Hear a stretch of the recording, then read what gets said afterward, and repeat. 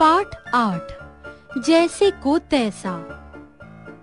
एक गांव में दो भाई रहते थे। बड़े भाई का नाम अकड़ू था। वह भोला भाला तथा परिश्रमी था। छोटे भाई का नाम बकड़ू था। वह आलसी और मक्कार था। बड़ा भाई सारा दिन मेहनत मजदूरी करता था, किंतु छोटा भाई सारा दिन मटर गश्ती करता था। बड़ा भाई जैसे ही काम से आता, लोग उससे छोटे की शिकायत करते। बड़ा भाई छोटे को बहुत समझाता, परंतु छोटा भाई बकड़ू उसकी बात को नहीं समझता था। छोटे भाई का काम घर में खाना बनाना था। वह खाना बनाता और मजे से खाता था। जो थोड़ा बहुत बचता उसे बड़े भाई के लिए रख देता था। तब वह इधर-उधर घूमने निकल जाता था। बड़े भाई का खाना अक्सर कुत्ते या बिल्ली खा जाते थे। अकड़ू को अधिकतर भूखा रहना पड़ता था। एक दिन शाम को बड़ा भाई काम से घर लौटा। उसने खाने के बर्तन देखे, वे जूठे पड़े थे। जूठे बर्तन देखकर अकड़ू ने सोचा कि आज या तो खाना नहीं बचा है या कुत्ते बिल्ली ने खा लिया है।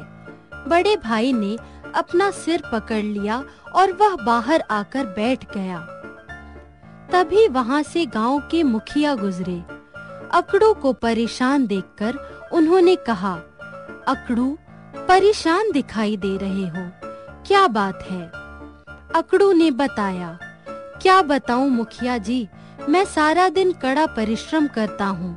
मेरा छोटा भाई बकड़ू सारा दिन मटर गश्ती करता रहता है, खाना बनाकर इधर-उधर रख जाता है। उसे कुत्ते या बिल्ली चट कर जाते हैं।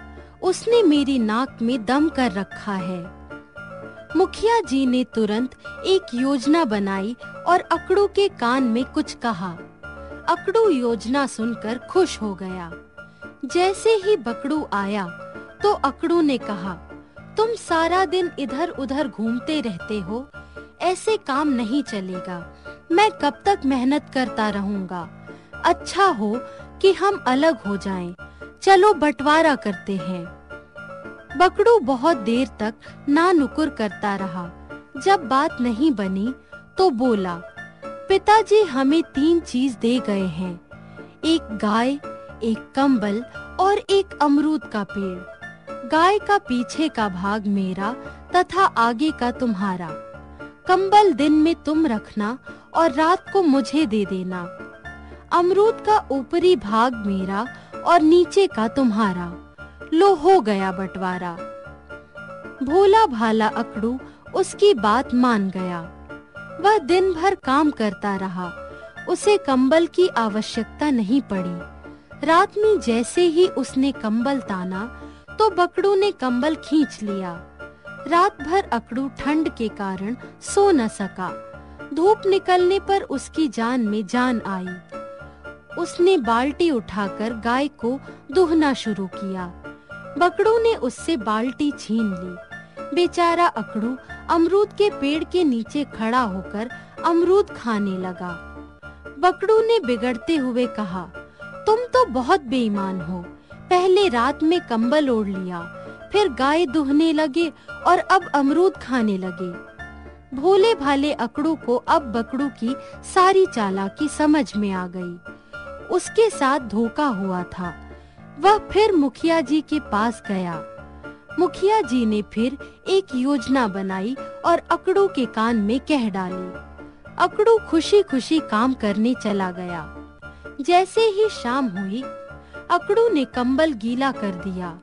बकड़ू ने कहा, यह तुमने क्या किया?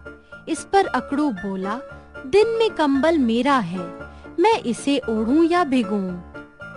अगले दिन जैसे ही अकड़ू गाय को दूहने लगा तो बकड़ू ने गाय के सिर पर लाठी दे मारी। गाय को बहुत गुस्सा आया।